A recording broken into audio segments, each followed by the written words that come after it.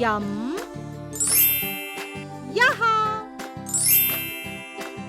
आता पुन्हा एकदा म्हणूया. य या. E E. You you. ये यै. यो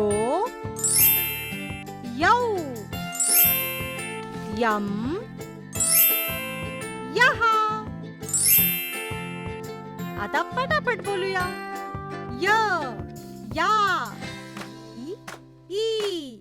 यू यू. ये यै. यो यौ. यम यहा.